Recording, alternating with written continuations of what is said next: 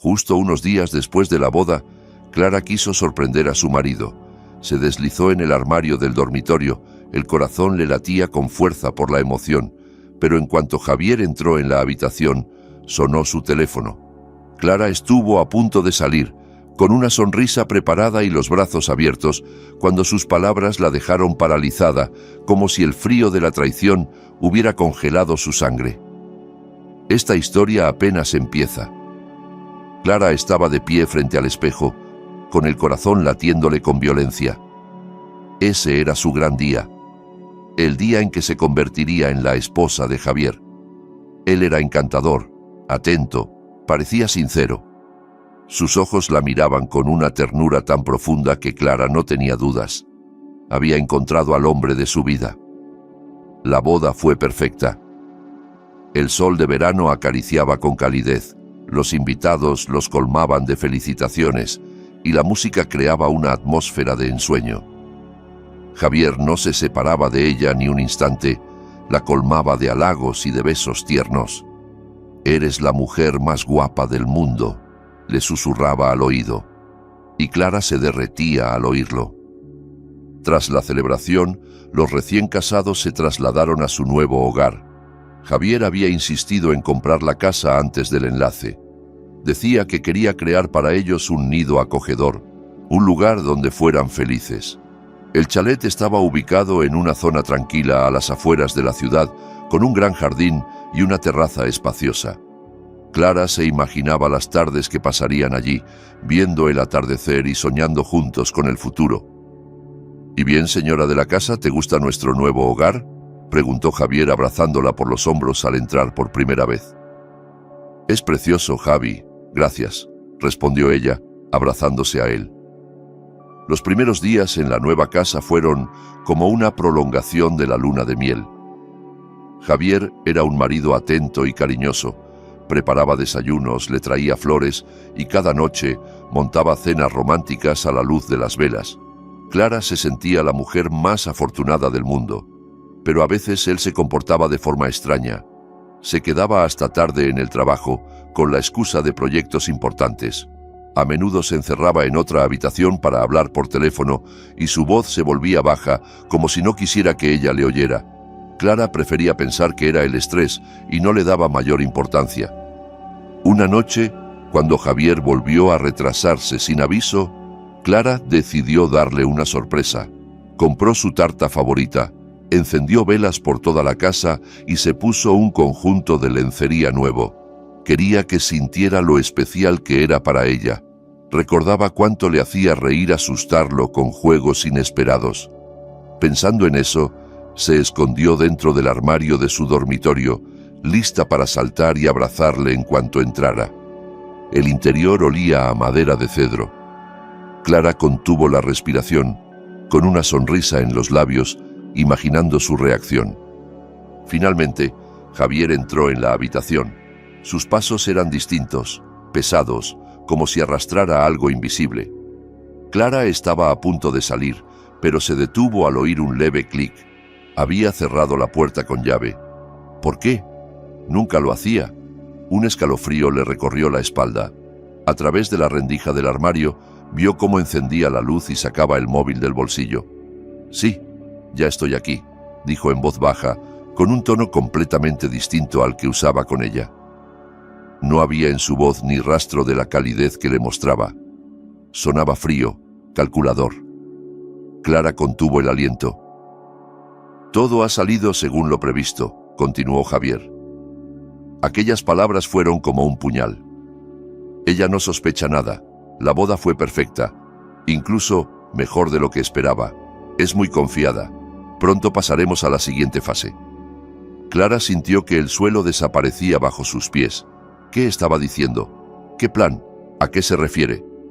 «Sí, los documentos están en regla», seguía él. «Ya he iniciado el proceso de traspaso. Ella firmará lo que sea con tal de verme feliz, pobre ilusa enamorada». Esas últimas palabras la golpearon como agua hirviendo. ¿Una ilusa enamorada? ¿Era eso lo que pensaba de ella? ¿Toda su historia juntos era una mentira? Las caricias, las palabras dulces, las promesas, ¿solo una farsa? Clara sintió las lágrimas correr por sus mejillas. Se mordió el labio para no sollozar. Sentía el corazón desgarrarse en 1000 pedazos. No, no sospecha nada, insistía Javier. Confía en mí por completo. Eso es lo más importante. Mientras crea en mi amor, todo irá bien. Clara no podía seguir oyendo más. Quería salir y gritarle a la cara, preguntarle cómo se atrevía, pero sabía que no podía permitírselo. No ahora. Tenía que pensar con claridad, reunir fuerzas, entender qué estaba pasando realmente. Javier se quedó aún unos minutos en la habitación, en silencio, mirando por la ventana. Luego se dio media vuelta y salió, cerrando la puerta tras de sí. Clara permaneció escondida unos minutos más, el corazón desbocado, los músculos tensos. Cuando por fin abrió la puerta del armario, la habitación estaba en calma. Solo la luna iluminaba tenuemente los muebles. Salió en silencio, como un fantasma. Tenía que serenarse. No podía perder el control. Desde ese momento, decidió seguirle el juego. Fingir que todo seguía bien. Pero en secreto, vigilaría cada uno de sus pasos. Desde aquel momento, Clara comenzó a observar a Javier con otros ojos. Notaba cómo salía de casa casi siempre a la misma hora después del trabajo, con excusas vagas sobre reuniones o encuentros con amigos. Evitaba cualquier conversación que tuviera que ver con dinero o con los papeles de la casa. Cuando Clara intentaba preguntarle sobre temas financieros, él cambiaba de tema o se mostraba visiblemente molesto. Cada vez era más evidente que ocultaba algo. Una noche, mientras se preparaba para salir de nuevo, Clara se armó de valor y le preguntó a dónde iba. «Solo tengo que pasar un momento por la oficina», respondió él, sin mirarla a los ojos. «No tardo nada». «¿Y si voy contigo?», sugirió ella con voz suave, intentando parecer inocente. «Me aburro sola en casa». Javier frunció el ceño. «No, cielo, va a ser muy aburrido. Ya sabes cómo es eso. Solo espérame aquí y te traeré algo rico». Clara sintió cómo una ola de rabia le subía por dentro, pero se tragó las palabras, sonrió y dijo simplemente: «Vale, te esperaré». Cuando Javier salió por la puerta, Clara se sintió completamente vacía. No sabía cómo manejar esa angustia que la oprimía. Necesitaba ayuda. Y entonces pensó en Marta, su mejor amiga. Marta siempre había estado ahí, desde que eran adolescentes. Clara sabía que podía confiar en ella más que en nadie. No dudó. Cogió el móvil y marcó su número. «Marta, ¿puedes hablar? Necesito que me escuches. Es muy importante». «Claro que sí, Clara». «¿Estás bien? ¿Qué ha pasado?». Clara respiró hondo y comenzó a contarle todo. La boda, la casa, la aparente felicidad, y luego el momento en que se escondió en el armario y escuchó la conversación que le rompió el alma. Marta no la interrumpió ni una sola vez. Al terminar, hubo un silencio tenso. «Clara, no sé qué decir, es horrible, pero no vas a enfrentarte a esto sola. Vamos a descubrir qué está tramando y vamos a pararlo». Clara se sintió un poco más fuerte. Tener a Marta de su lado era como recuperar el aliento tras una larga apnea. «Gracias. No sabes cuánto te necesito ahora mismo». «Para eso estamos las amigas», respondió Marta con firmeza. «Ahora vamos a pensar cómo actuar». Tras una larga conversación, las dos acordaron que el primer paso sería averiguar con quién hablaba Javier. Tenían que conseguir acceso a su teléfono, revisar sus mensajes, sus llamadas. «¿Y cómo lo haremos? No lo suelta nunca», murmuró Clara. «Tranquila, tengo un plan», dijo Marta con una sonrisa astuta. «Conozco la manera de hacer que lo deje sin darse cuenta. Y tú, mientras tanto, podrás echarle un vistazo». Clara dudó. Le parecía un riesgo enorme, pero también sabía que era su única oportunidad. «Vale, pero tenemos que tener mucho cuidado. Si se entera, todo se arruina». «Lo sé. No te preocupes. Mañana mismo voy a tu casa. Lo haremos cuando él esté presente. Todo parecerá natural». La mañana siguiente, Clara se despertó con el alma encogida. Cada movimiento de Javier la ponía en alerta. Le sonreía, le servía el desayuno, pero por dentro todo era mentira. Cuando Marta llegó, Clara sintió algo parecido a la esperanza. Juntas repasaron una vez más el plan. Esperaron pacientemente el regreso de Javier. Cuando por fin llegó, parecía de mal humor, como si algo le pesara. Clara lo recibió con una sonrisa forzada. «¿Qué tal el trabajo?», preguntó con fingida ligereza. «Una locura», murmuró él. «No doy abasto».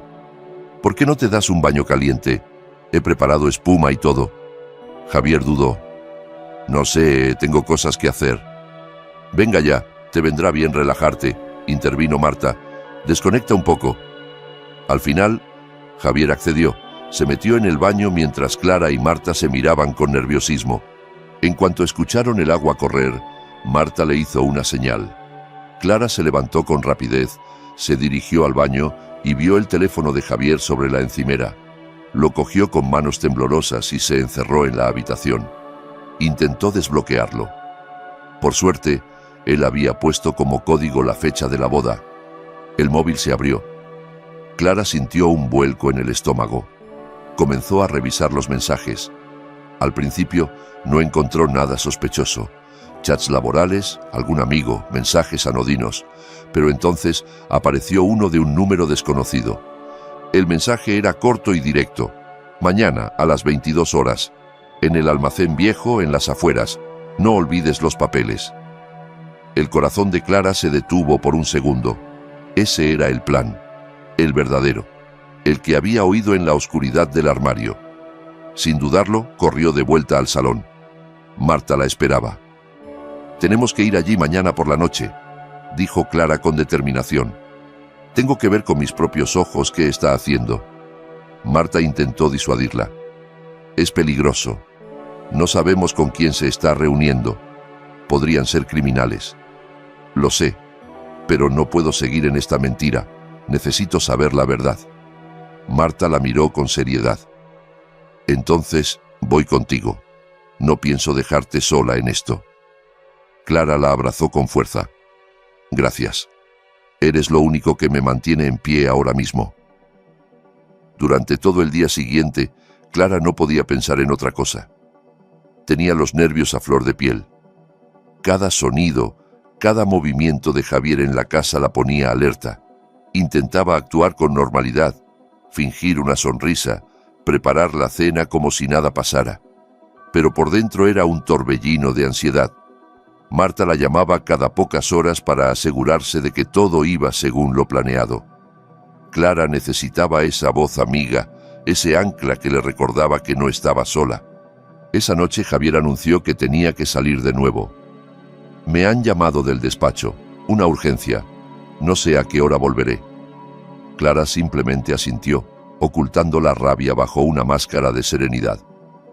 «Vale, cariño. Te espero despierta». En cuanto salió por la puerta, Clara y Marta se pusieron en marcha. Se vistieron con ropa oscura para no llamar la atención. Llevaban linternas, una cámara y toda la determinación que podían reunir. Clara conducía con las manos aferradas al volante, los nudillos blancos por la tensión. Marta iba a su lado, lanzándole de vez en cuando una mirada tranquilizadora. «Todo va a ir bien, solo vamos a mirar. Nada de riesgos innecesarios». Clara asintió en silencio, pero dentro de ella bullía una mezcla de miedo, rabia y una necesidad desesperada de respuestas. Aparcaron a unos cuantos bloques del almacén. Era una construcción abandonada en las afueras de la ciudad, rodeada de maleza y con las ventanas rotas. El lugar tenía un aire desolador, como si la propia oscuridad lo hubiera reclamado. Avanzaron a pie, en completo silencio, procurando no hacer el menor ruido. Al acercarse, vieron que una de las puertas del almacén estaba entornada. Desde dentro se oían voces apagadas. Clara se detuvo en seco. «Es él, es su voz». Se acercaron con cautela a una de las rendijas. Dentro Javier estaba hablando con otro hombre.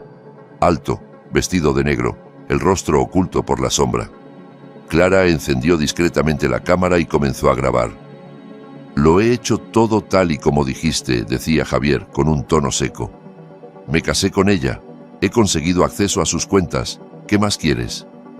Paciencia, Javier, respondió el hombre. Su voz era pausada, fría. Todo a su tiempo. Cuando tengamos lo que necesitamos, te liberarás de esto. ¿Y qué pasará con Clara?, preguntó Javier tras un silencio incómodo. ¿Qué haréis con ella? El otro hombre soltó una risa breve, casi burlona. No te preocupes, no supondrá un problema.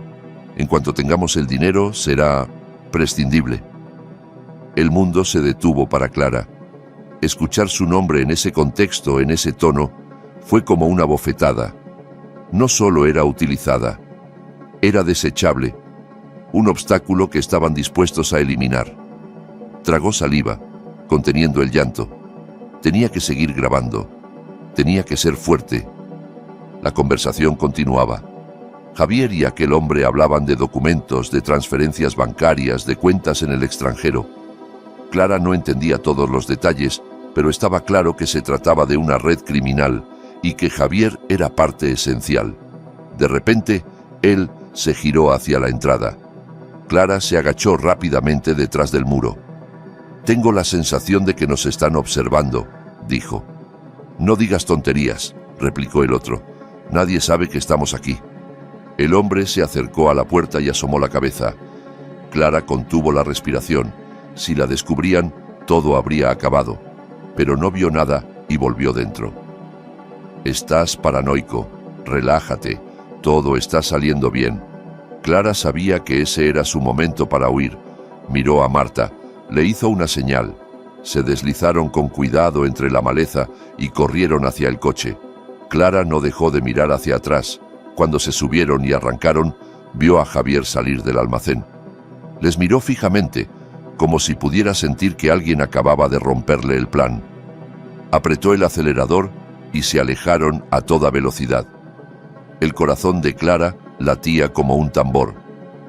En el retrovisor, la figura de Javier se hacía cada vez más pequeña. La imagen del hombre que amó, convertida ahora en la de un extraño, un traidor. Pero esta vez no lloró. No había lágrimas, solo una calma gélida que reemplazó al dolor. Sabía que todo había cambiado, que la vida que pensaba tener era solo una máscara, pero también sabía algo más. No iba a permitir que él ganara, lo enfrentaría y se aseguraría de que pagara por todo. De vuelta en casa, Clara se esforzó por mantener la calma. No podía permitir que Javier sospechara que ella lo sabía todo. Debía seguir fingiendo, al menos un poco más. Necesitaba tiempo, tiempo para pensar, para organizar lo que habían grabado, para decidir cuál sería su siguiente movimiento. Cuando Javier regresó aquella noche, parecía inquieto, como si algo le preocupara. Clara lo recibió con una sonrisa falsa, tan pulida como un cristal. Le preguntó cómo le había ido, le ofreció una infusión, se comportó como la esposa que él creía tener bajo control. Pero en su interior, Clara estaba más despierta que nunca. Con Marta revisó la grabación. Las voces eran claras, las intenciones, más aún. No solo se trataba de una estafa emocional, de una traición sentimental. Aquello era un delito, y grave. «Tenemos pruebas», dijo Marta con convicción. «Podemos ir a la policía». Clara asintió, pero sabía que haría falta más. Javier era cuidadoso. Tenían el vídeo, sí, pero necesitaban documentación, nombres, cuentas, contratos, algo que confirmara su implicación legal, no solo moral. «Tenemos que encontrar sus papeles. Él los guarda en algún sitio, yo lo sé». En los días siguientes, Clara jugó su papel a la perfección. Le besaba por las mañanas, reía en la mesa, escuchaba sus quejas sobre el trabajo como si aún creyera en su historia. Y mientras tanto, junto con Marta, urdía el modo de acceder al despacho de Javier. Sabían que él no dejaba nada importante a la vista. Todo debía de estar escondido. Y no tardaron en descubrirlo. Una tarde en la que Javier se había ido a una de sus supuestas reuniones, Clara y Marta entraron en el despacho. Revisaron cajones, carpetas. Detrás de los cuadros, bajo la alfombra. Nada. Estaban a punto de rendirse cuando Marta notó que uno de los estantes de la librería estaba suelto. Lo empujó con cuidado. Tras él había un hueco. Y dentro, una carpeta. «Aquí está», dijo con los ojos muy abiertos. Clara temblaba al tocar los documentos. Eran facturas falsas, contratos manipulados, transferencias millonarias a nombres que ella jamás había oído. Todo estaba ahí. Lo que Javier escondía, lo que podía llevarle a prisión. «Tenemos lo necesario», murmuró. «Ya no hay vuelta atrás». Fueron directamente a la comisaría. La policía no tardó en darse cuenta de la gravedad del asunto. El testimonio de Clara, la grabación en el almacén, los documentos, todo encajaba. Javier no era un simple oportunista. Formaba parte de una red de fraude financiero bien estructurada. «Nos has dado una pieza clave», le dijo el inspector a Clara. «Gracias a ti, podremos llegar a todos los implicados. No sabes lo valiente que has sido». Clara no se sentía valiente, se sentía rota, humillada, engañada, pero también comenzaba a sentirse libre. Estaba haciendo lo correcto, por sí misma, por todas las veces que creyó en un amor que no existía. Sabía que la reacción de Javier no se haría esperar, y así fue. Unos días después, él apareció en casa desencajado. Gritó, rompió cosas, exigió explicaciones. Ya sabía que le investigaban, que sus cuentas estaban congeladas, que algunos de sus socios habían sido detenidos. Clara lo esperaba en silencio, con la serenidad de quien ya ha tomado una decisión irreversible. «Tú», gritó Javier, «tú me has traicionado». Clara lo miró sin pestañear. «Number 2, te traicionaste solo. Yo solo he dejado de callar».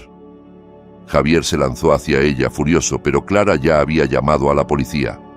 Apenas unos segundos después, varios agentes entraron por la puerta y lo esposaron.